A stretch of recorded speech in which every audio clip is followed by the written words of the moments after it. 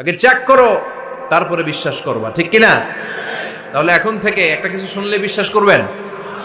একজন এসে বলল, ভাইজান আপনার মেয়েরা দেখলাম আরেক ছেলের সাথে বাজারে ঘোরাফেরা করে, ওই রমনার বটমূলে দেখলাম আপনার মেয়ে আরেক ছেলেরে নিয়ে ফষ্টি নষ্টি করে, লোকের কথা বিশ্বাস করে বাসায় যে মেয়ের চুলের মধ্যে ধরে মাইর, আইজো মার কাইলো মাইর।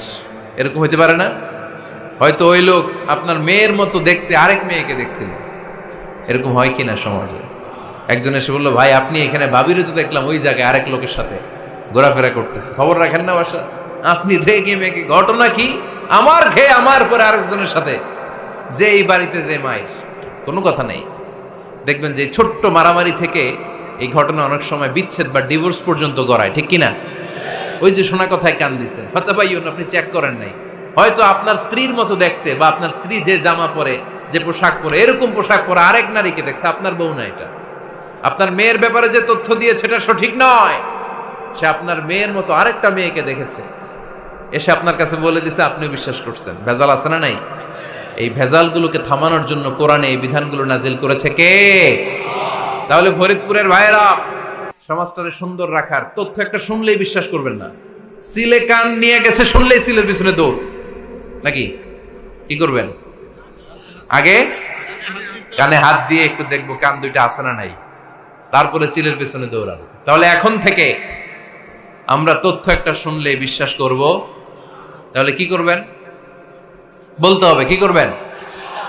যাচাই বাছাই, জাস্টিফিকেশন অফ দ্য নিউজ। কোন নিউজ জাস্টিফিকেশন ছাড়া আমরা প্রচার করব, বিশ্বাস করব, শেয়ার করব না।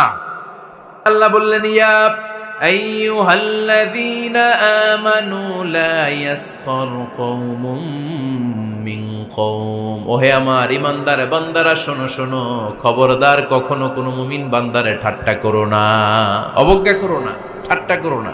তার মনে কষ্ট হয় এমন কোনো কথা তারে বলো না। Never scoff of anybody. কাউকে নিয়ে ঠাট্টা করবেন না, তার দেহ নিয়ে, তার আকৃতি নিয়ে, তার বংশ নিয়ে। এক লোকের বাবা ছিল চোর, কিন্তু তার ছেলে অনেক ভালো। আপনি কি তারা বলতে পারবেন তুই চোরের ঘরের চোর? বলতে পারবেন? চুরি করছে বাবা, ওর কি দোষ? কথা বলেন।